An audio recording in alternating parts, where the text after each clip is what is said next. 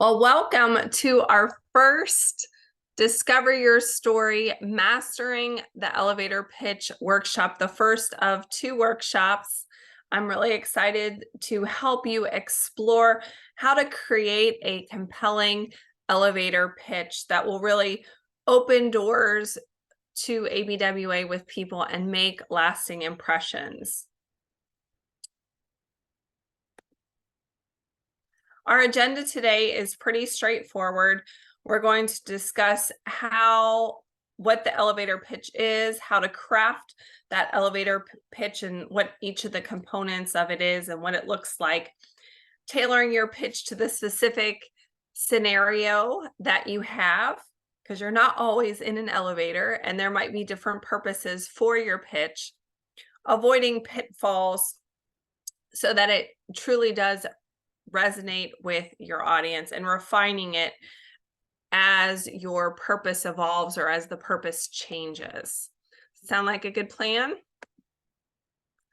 So the first thing we want to do is understand the elevator pitch. What is its purpose? Well, we want it to be engaging and memorable. Have you ever been to a meeting and they have people do 30-second introductions, and you've met some of the people before and it's like a very rote speech and they say the same thing every time?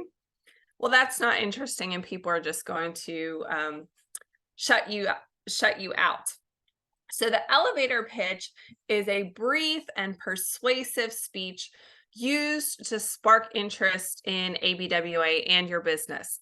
A lot of times when I do an elevator pitch, I do introduce my business first and then move into the ABWA piece, but you can focus on the organization or you can focus on your business. So the things that we're talking about today are not just relevant to promoting ABWA as a women's professional association. It can be translated into other arenas as well. So you want to have a concise introduction, and they call it the elevator pitch because you want to imagine that you get on the elevator and you meet someone, you see someone that you want to talk to, and you only have a couple seconds, maximum probably 30 seconds, to share with them information before they get off the elevator. So you want to make an impact in that short period of time. It has to be concise.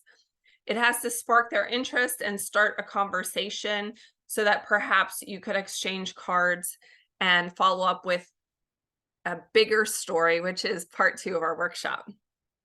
So there is a different focus in different scenarios. The different scenarios that are most common are that you might come across networking events, job interviews, or looking for job seeking, business meetings, as well as even in social events when you're networking.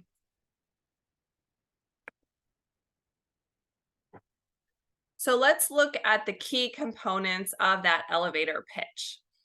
The main parts are who you are, what you do, and what problem you solve.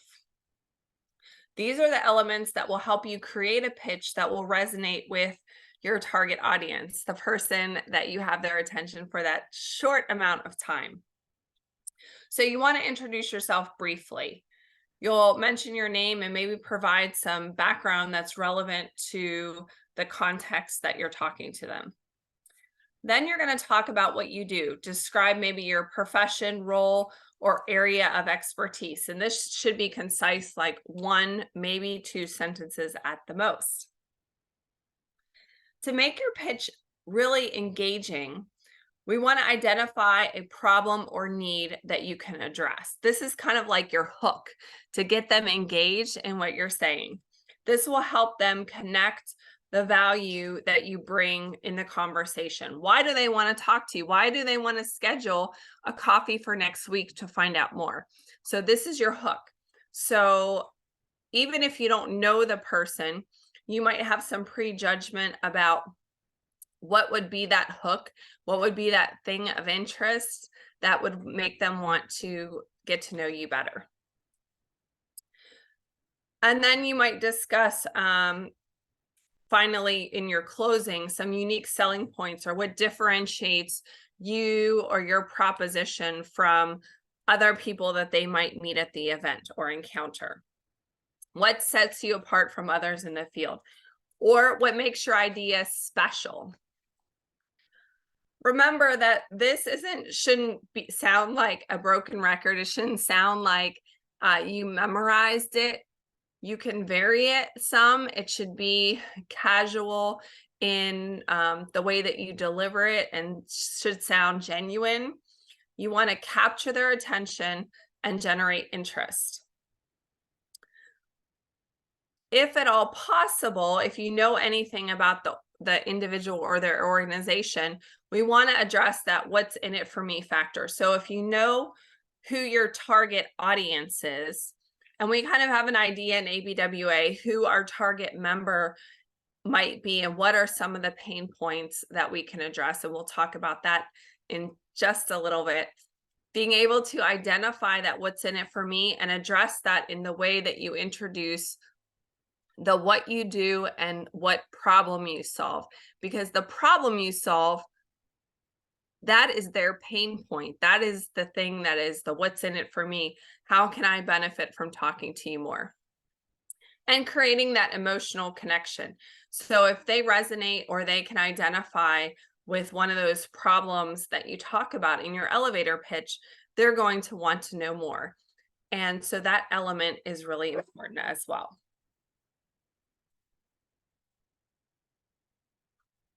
So we're going to tailor our pitch, adapting it to the different situations. I mentioned that there might be different opportunities that you meet people at that you would use an elevator pitch. Networking events, job fairs, or when people are looking for employment, and at other meetings. So the pitch that you have and the pain points that you talk about in each of those different situations may be different because the audience is different and their pain point is different. We're going to dive into that a little bit more shortly. So we want to research our audience and know who are we looking for in ABWA and what do they need and how can we share that need in our elevator pitch? How can we share how we're solving that problem? And customizing the message based on the scenario or the person that's in front of you.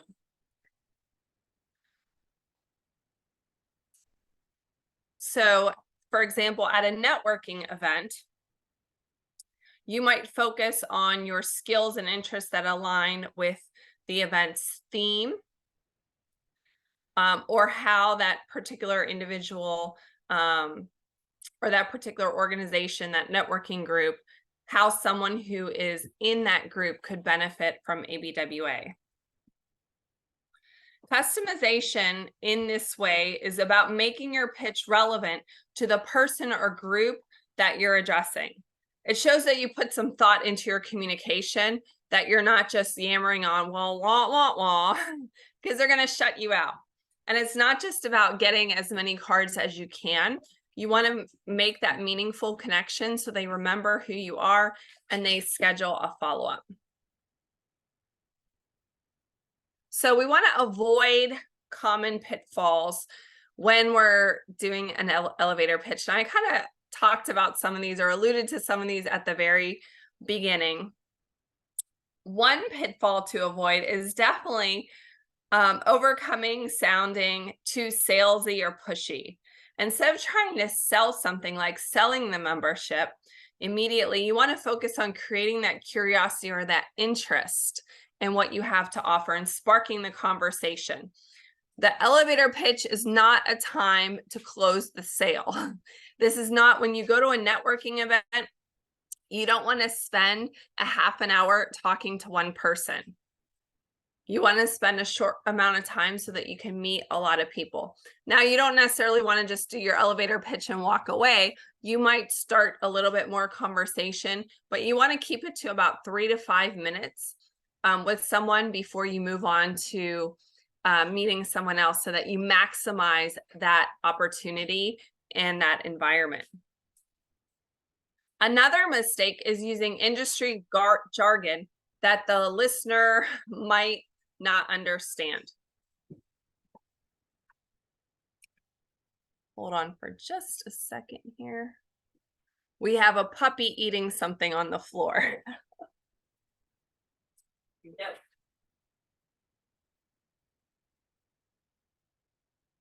My coworker is not cooperating. All right, sorry about that. Steering clear of jargon. So in ABWA, we want to make sure they understand what ABWA stands for. So saying the American Business Women's Association, not using other jargon or words that they might not understand, like best practices award. Simplify what it is that you're trying to talk about so that they understand and it doesn't seem like an alphabet soup, or it creates a disconnect in the conversation. We talked about staying away from being too rehearsed. We want to make sure that it sounds natural, and again, that you're customizing your conversation to the topic, that it doesn't sound like a broken record. So while we want to be familiar with what we want to say, we don't want to practice it so much that it sounds rote or robotic. Keep it engaging and authentic, not memorized word for word. And remember to keep it concise. A 30-second pitch is just a little snapshot, not a detailed biography. So we are going to practice this now with an initial elevator pitch. So as we craft the pitch, I'll give you an example of a couple different pitches that I've put together.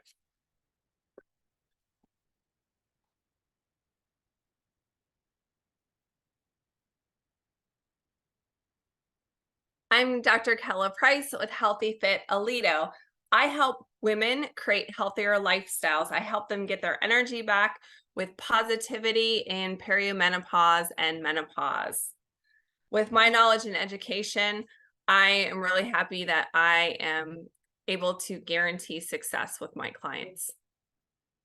So that's an example for a business. An ABWA example. Hi, I'm Dr. Kella Price. I'm a volunteer leader with the American Business Women's Association.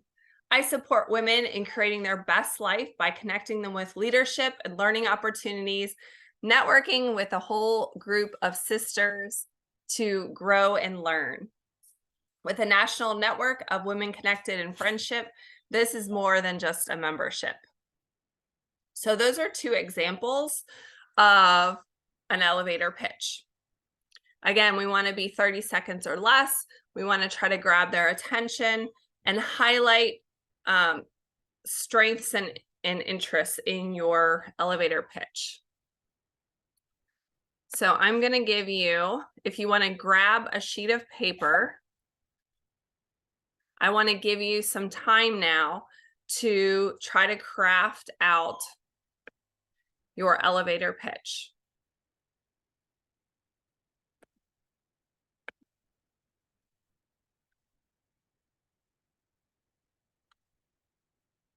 I'm going to give you 2 minutes.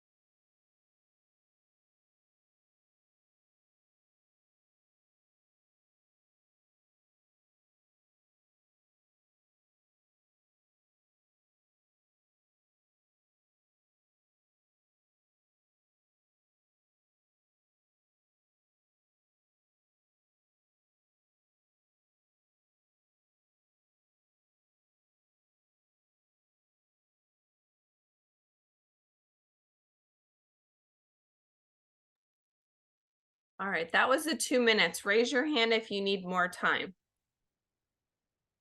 All right, we'll extend it by 1 more minute, and then we'll ask people to share.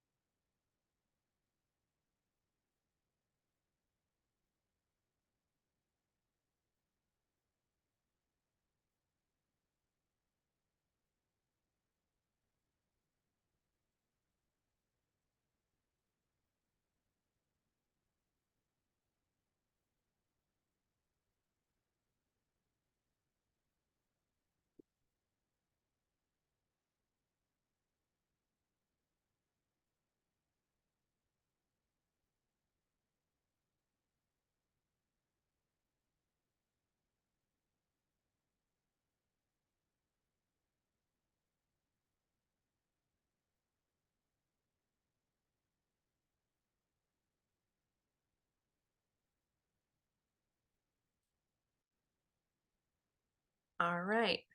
So this is just your first draft, and I'm going to ask for someone who's brave and wants to share theirs first.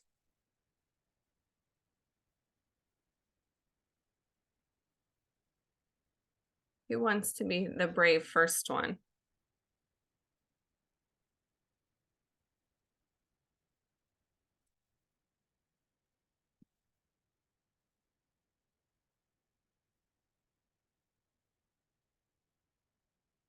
Kim, are you ready? Okay.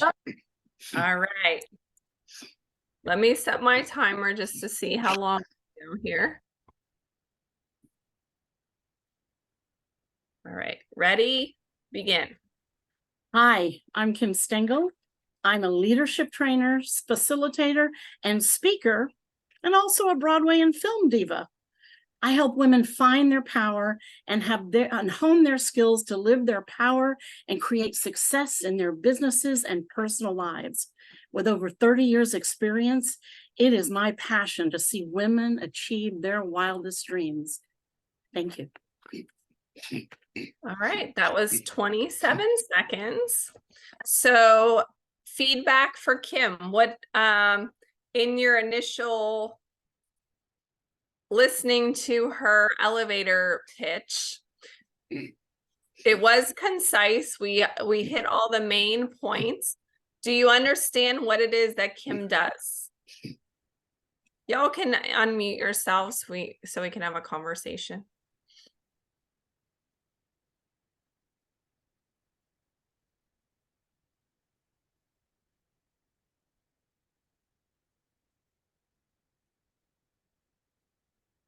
Kim, this is Kathy McClure. Can I hear it again? Can I hear it again? Sure.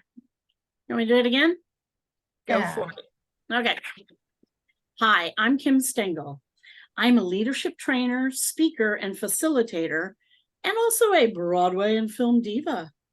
I love helping women find their power and hone their skills to live their power and create success in their personal lives and their businesses.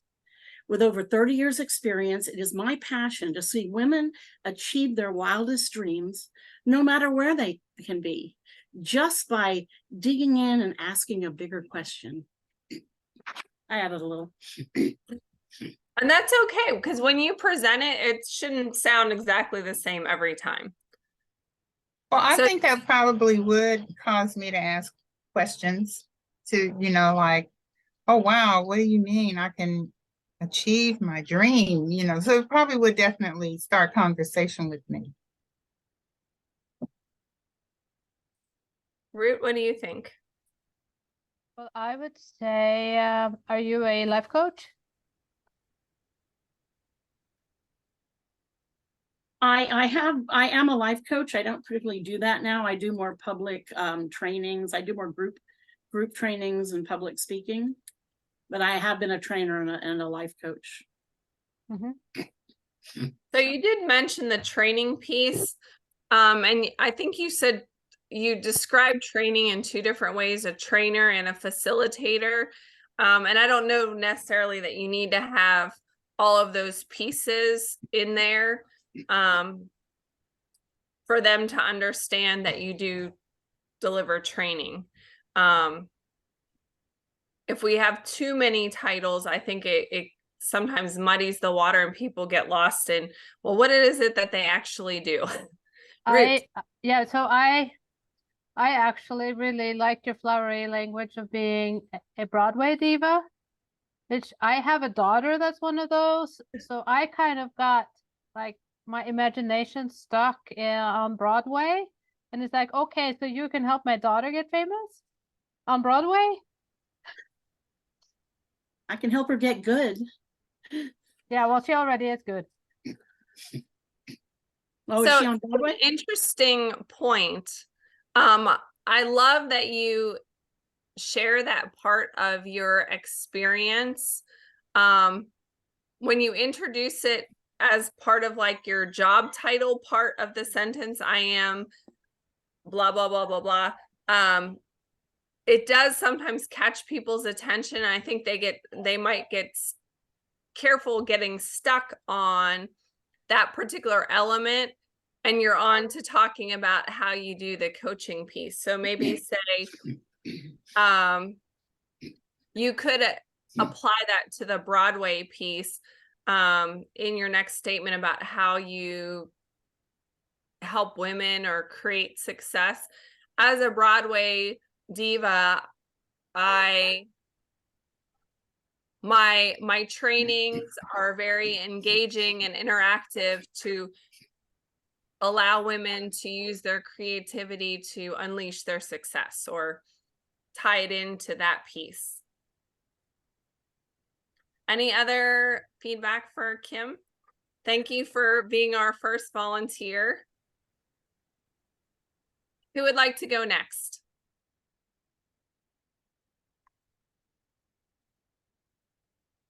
I can go if nobody else is going to go. Let me get my timer ready. All right, ready? Begin.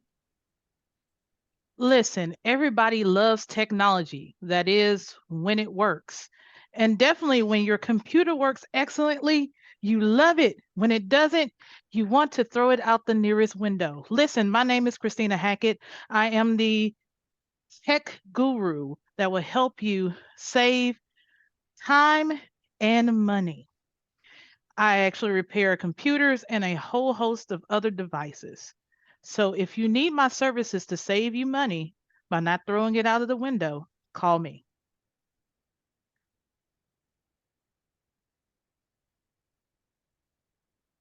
You're on mute, Kella. The puppy put you on mute. The puppy wanted to be in the training. So the time on that was 35 seconds. I think I started a little bit before you started your piece. I love how did everyone notice how she started with a question? That's a great way to start a elevator pitch, because it's a good hook, especially if you're doing it in like a BNI group or a networking group, that you stand up and do your elevator pitch in front of everybody, because it's appropriate. It's more of a speech type elevator versus talking to someone conversationally. So the style would be a little bit different. So when you talk about how you can fix computers and whatnot, I don't know that you would need to go into that last sentence about if you need your devices fixed. That's where it starts to get more like a sales pitch.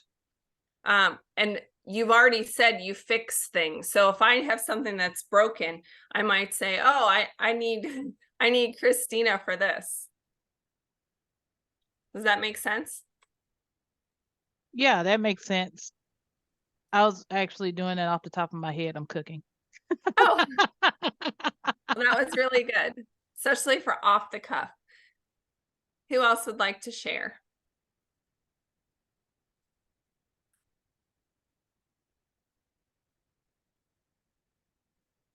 Ruth, would you like to go and share your elevator pitch? I don't mind. Thank you. Have you ever had a headache or lots of headaches? Or maybe lots of confusing pain and nobody can figure out what is wrong, and you're told by multiple doctors that it's all in your head? That happened to me. I was basically an invalid for 21 years and nobody could find out what was wrong with me until I saw a upper cervical specialist doctor. And that's when I started to heal.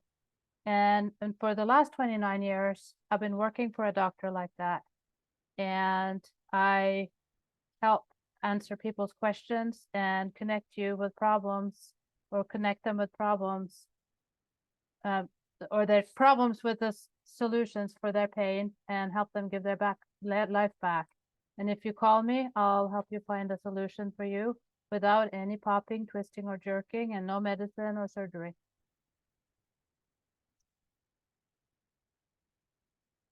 Kelly, you're on mute. Was a little bit longer, 55 seconds. Again, she started with questions, so that's a great hook. And I think, Root, if you if you typed it out and worked on tightening up some of the verbiage, you could probably easily get it under the 30 seconds. Yes, but you gave us 2 minutes. Well, 2 minutes to create the I know, but if you had given me 10 minutes to create it, I would have gotten the time down. Yeah. So we're only doing the constructive feedback to help you, because this is a constant process. Yeah. I'm always rethinking how I'm going to do my elevator pitch, and I change it. For example, I'm in a business to business networking group. And when I go in there, I'm usually talking about ABWA or Rotary. And so if we have an upcoming event, like right now, my Rotary Club is getting ready to have a wine tasting event and dinner fundraiser. And so one of the things that I'm doing when I go into that that group is promoting the event. And so the particular event changes the dynamics of what I say and what I talk about when I stand up to do my introduction. Like when I did. Yeah, I understand that. My point was simply that when I go to those BNI meetings and so forth, I spend more than 2 minutes preparing what I'm going to say at the yes, meeting. absolutely. Yes. We only gave you a short period of time because we wanted a rough draft. Yes. Yeah, I understand that. Anyone have any other feedback? Natasha, we lost somebody, but Natasha, I don't want to put you on the spot because you missed the beginning, but if you want to share and get some feedback on your elevator pitch, you can. So how should I construct an elevator pitch? Your name, what you do, and what problem you solve, and what differentiates you from others.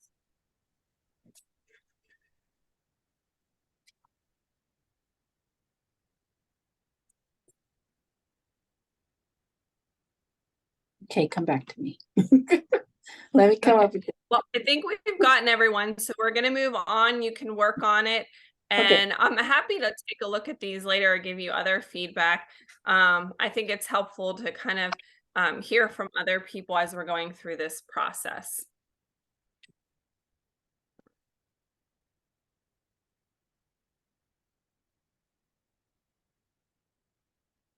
So we talked about our elevator pitch, and now what I'd like to do is kind of talk about some of the different places that we talk about ABWA and how that might craft our pitch, what types of things that we want to work with individuals on making sure that they know. So we have a small group, and so we can certainly, I'm not going to break us out into small rooms because there's only a small number of us. But I wanted to give some feedback on tailoring that pitch to resonate with the listener based on where you're at and how we want to address the ABWA piece. So at a networking event, what are some things that your audience there might be looking for? Why do you go to a networking event?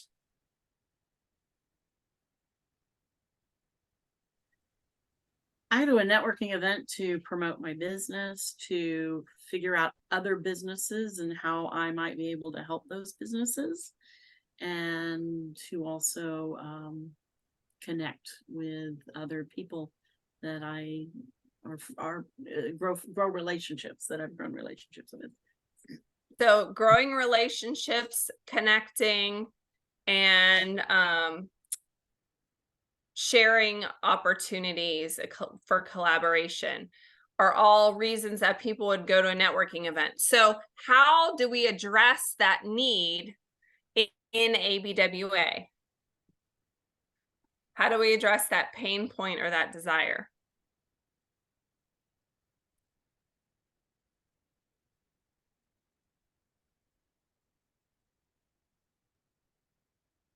Well, it is actually what I usually say most of the time when I'm at networking events and I talk about ABWA, because I moved to a new town 6 years ago and I knew 3 people, and I just threw myself into visiting all the groups. And when I found ABWA, I liked it the best.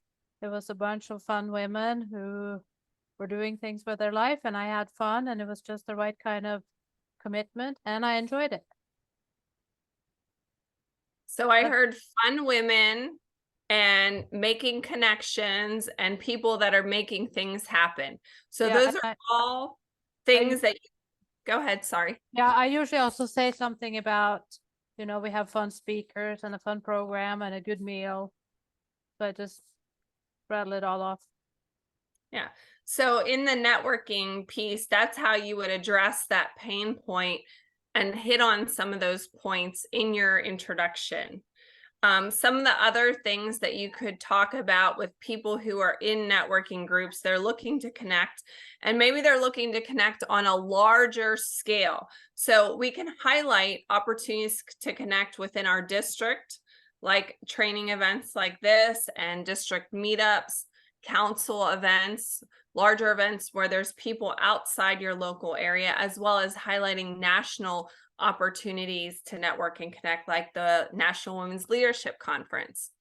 You could also highlight the ability to attend Zoom events. Even if your league doesn't offer Zoom events, part of the benefits of membership is that you can attend ABWA meetings across the country and attend programs across the country to network and really grow your connection base. So encourage people to attend Zoom events. And we also have private groups to connect and share. You don't have to get into the fact that it's a Facebook group and community connections. We're talking high level stuff in the elevator pitch. Don't get stuck in the weeds with all the details. We just want to hit high level details. All right, if we're going to an event like a job fair that people are looking for employment, this is a place that we can recruit potential members, right? So what are some of the things that someone who goes to a job fair, obviously they're looking for a job, right? So what are some of the things that we could address? Maybe there's some other pain points or things that they need that we could talk about in our elevator pitch. What are some things that we want to discuss? Interview skills. Okay. Interview skills for sure. What else?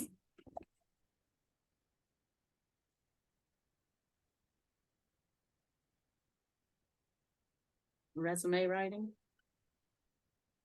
Yeah. So where do you get that in ABWA? Through some of the programs. You can get it through, you wouldn't be resume writing, but there's probably some Apex courses that would help you would touch on some of those skills if you figured out which ones would serve that. We actually used to have a course on resume writing. I don't know if it's still in there. So we also have our job board on the ABWA site that you can look for job listings there. Referrals, I always tell people that I shop ABWA first. So if you have a company, we're looking for businesses to support. So if I need something, I'm going to look at my ABWA directory for those items before I go outside my network. Opportunity to gain marketable skills that could make you a more attractive candidate through monthly programs, through our on-demand learning, and an opportunity to lead special events or lead within the league and even greater. And that's a huge resume builder. So those are things, if you're going to a job fair, talking to someone who is a job seeker, those are things that you could definitely highlight. Now, if you're at a casual event, you're at a wine bar, what would you talk about with that person in your elevator pitch?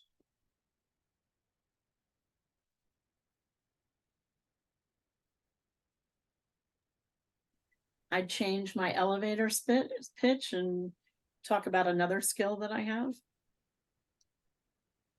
So how would you make that connection? Can you give me an example? What are we connecting it Or to? specifically about ABWA. If our elevator pitch in this case is related to ABWA, what are they looking for at the wine bar other than a glass of wine and maybe a good charcuterie board? And how can we address that need? So I might touch on social events that we have, since we're meeting that of a social event. I would talk about my in-home wine events that I do as a sommelier that are always available. But I would talk more about social events and how we do things. We have meetings, but the things that we offer outside of the meetings. Yes. Social events, but also the friendship and fun aspect. When you talk to ABWA members, one of the things that comes up time and time again in terms of something that we have a value that differentiates from others is the sisterhood. And I mentioned it when I said, with a national network of women connected in friendship, this is more than a membership. So that is something that you could really leverage when someone's looking for fun, social, networking, friendships. Those are things that you would want to hit on in that particular aspect. Now, what about if you find someone at a community event? Let's say you're at well, here in Weatherford, Parker County, we have the Peach Festival. I'm at the Peach Festival and I'm standing in line. Or maybe I'm doing a community service project. How could you attract someone? What are the things that they would be interested in? How could you address that pain point in your introduction or give them a hook?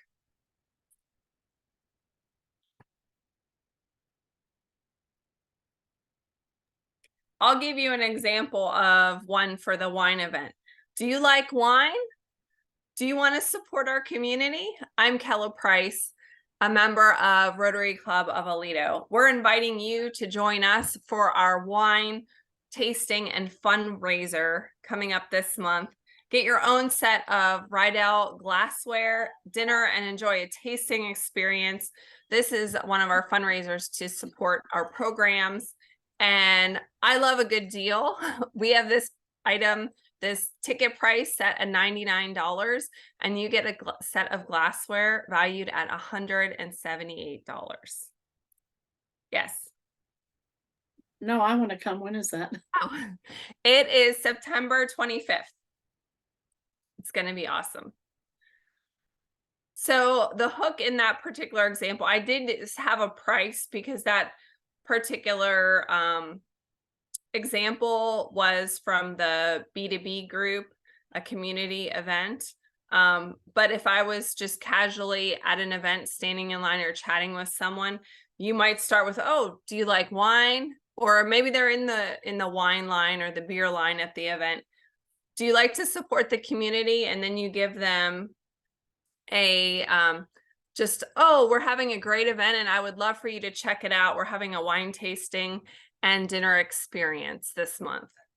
And then if they sound like they're interested, then you follow up with the pricing details or whatnot about the tickets. So if someone values community service and your league is involved in community service, for example, in ABWA, we have our scholarship program and our outright grants. My league also participates in some community service projects. You could touch on those because if you meet someone at a volunteer event, they obviously have a heart for service.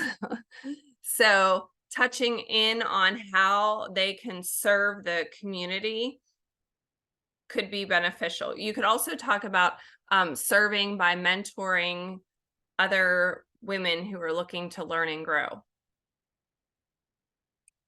Questions on how that works? Tailoring your speech, your elevator pitch.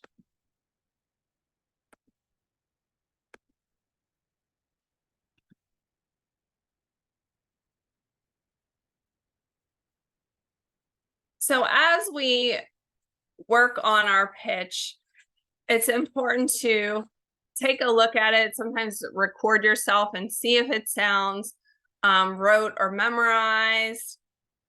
Look at any other feedback, practice it, change it up based on the event that you're going to or something that you're promoting. If I have a particular speaker coming up in a program for ABWA, like this month, our league is doing, our keynote is on short videos, how to do great short videos, which many business owners need. So when I promote and extend that invitation to come and check out ABWA, I'm going to mention the great program and how it could help them as a small business owner. So you can also record and analyze your pitch, tweak it, change it up. And that's basically the nuts and bolts of crafting an elevator pitch. Again, it's supposed to be short and concise, and it stimulates further conversation with a person. So you really want to draw them in to start a conversation or schedule a follow-up with you. So if you're doing an elevator pitch and the person sounds interested, the next thing I would say is, I would love to talk to you more about this. Can we schedule some time to meet up for coffee or a quick Zoom? So that would be a way to schedule that follow-up appointment where you would do your sharing your story, which is part 2 of our program that we'll be doing tomorrow. Again, continuous improvement is I'm always tweaking, refining, and changing my elevator pitch, practicing it, refining the language to make it less verbose. I think shorter is generally better for the initial volley, so it doesn't sound like you're just spewing lots of information at them, so that you can find out more about them as well. What questions do you have?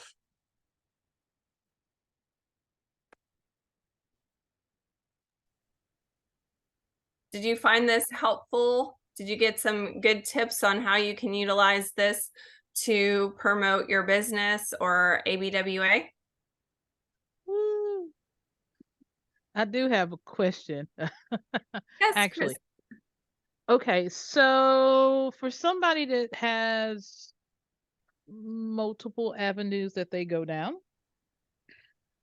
how would you suggest them to interject that into their 30-second spiel? Are you talking about you want to hit multiple businesses that you do? or multiple things that you do. So IT is one of the things that I do. I do videography, I do real estate photography, I do a whole ton of other things. So So in how that would you interject case, that? you have to be careful. I'm a serial entrepreneur too, and I have a lot of different hats, and I Yeah. decide which hat that I'm going to focus on, generally speaking. At things like chamber events where I'm trying to promote my business, but I also want to highlight ABWA, for example. I might wear my ABWA name badge with that information to highlight that. And when I introduce myself, I say, I'm Dr. Price, or I'm Dr. Kella Price, Healthy Fit Alito. I'm also a volunteer leader with the American Businesswomen's Association. I love doing both of these because I get to help women be successful in all aspects of their life. And then after I find out what they do, I might add in or tailor the next part of the conversation, because the elevator pitch is like just that little short snippet. And then you might have a little bit more conversation. If you're at a networking event, you might spend 3 to 5 minutes talking to someone before you end the conversation, set up the follow-up, and give them your cards. So the cards is another place that you could share multiple businesses. So I very rarely just give out one card. I'll give out my ABWA card or my Rotary card and my business card. And I Okay. have different business cards depending on the focus. Even in my fitness business, I have business cards for group fitness. I have business cards for coaching and more athlete training. So depending on the person I'm talking to, I decide which card is the most appropriate. And you could even tailor it by asking them, hi, nice to meet you. What's your name? And then you have them do their elevator pitch. And then based on their response, you decide how you're going to return the volley with your introduction. Does that make sense? Yes, it does. That's a great question. I have a question. It's somewhat related, but a little bit outside of what we've been talking about. We have a women's conference coming up in Lubbock in October. Do you know of, have any of your chapters for ABWA had any success at being a vendor at things like that, and having, take turns and promote your chapter?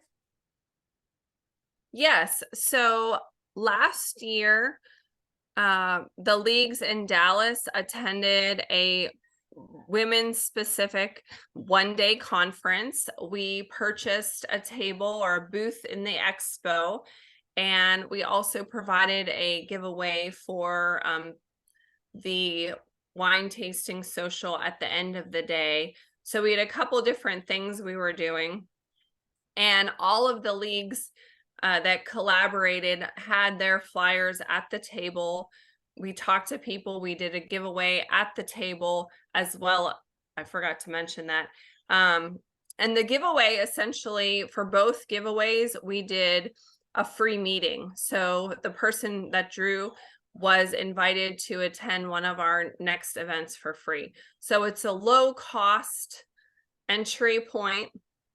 And then they get to actually experience what you've been telling them about when you're interacting with them. We were also, as a vendor, we were able to get the list of all the attendees, and we added them to our MailChimp so that they would receive information about our upcoming events and get our newsletter. So that was, you said, about a year ago. Mhm. So how many people have you had come and either visit your club or join your club as a result of that? Well, there was 3 leagues at the event, so it's hard to say overall what the result was. Okay, Sorry so the about one the that you, barking. so what about the one that you know about? So the other benefit, not just having people come and join. That would be the ultimate goal. But the other aspect would be getting visibility for your brand. So part of the purpose of going to an event like that is getting visibility for ABWA in your community. So when you're talking about the American Businesswomen's Association, somebody's like, oh, I've heard of that. They're around. Like if you're going to chamber events and you're going to things and you're talking about what you're doing, some of your benefit is not going to be directly related to new members. It's about branding and visibility in your community. Does that make sense? Yes, thanks. Yeah. So this week for my Rotary Club, for example, I am doing a business spotlight at the Chamber of Commerce luncheon. There'll be about 300 people there, and we have a table, and I only get 5 minutes, and our organization had to pay for that, but it's an opportunity for everyone in the room to hear the highlights about what we're doing in the community and what our organization is about. And even if that doesn't translate to people coming directly to meetings, it could translate to people buying tickets for our wine event that I'll be mentioning, or people coming out to our We Clean Trails program, or people recommending students for our scholarships. So there's other areas that your group could benefit from through that type of event as well. Thank you for that question. Other questions?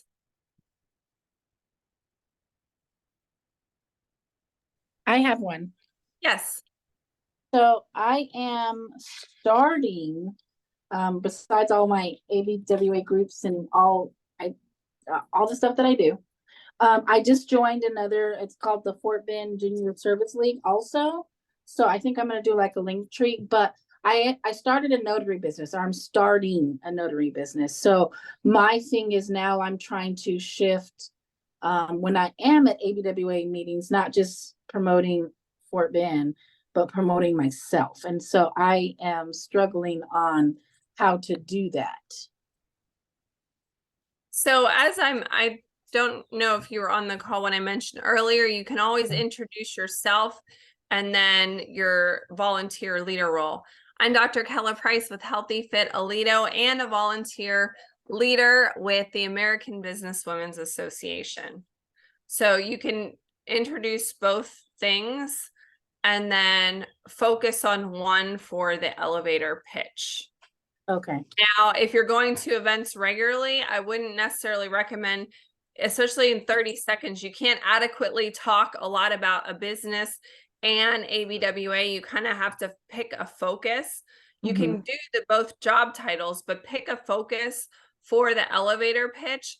And then if you're going to things every week, you just alternate. One week you talk about your business, and the other one you talk about ABWA. Okay. It doesn't always have to be the same. It's going to depend on what your focus is or your priority for that week. Okay. Or the chamber event that I'm at for that week. Okay. Thank you. Absolutely. Well, I hope this was helpful and it gave you some seeds for thought. And if you don't have an ABWA elevator pitch, you can start to refine that using some of the things that we talked about in terms of structure and meeting those pain points with the solution that we offer in ABWA. And we're going to dive more into that about how you use that in a more lengthy conversation in developing your ABWA story tomorrow. So please join me for that. It will also be recorded. We will be trying to share a little bit again tomorrow. So I appreciate you being a little bit vulnerable and sharing, because this is a safe place to learn and grow. And we'll continue to share tomorrow to help you create the most compelling story about your ABWA experience to share with other people. What time is that tomorrow? 6 to 7. Okay, I won't be able to make it because we have a ABWA board meeting. Well, I will record it, Root, so you could go back and watch it Okay, and follow up with any questions that you have. okay, thanks. Thanks, guys.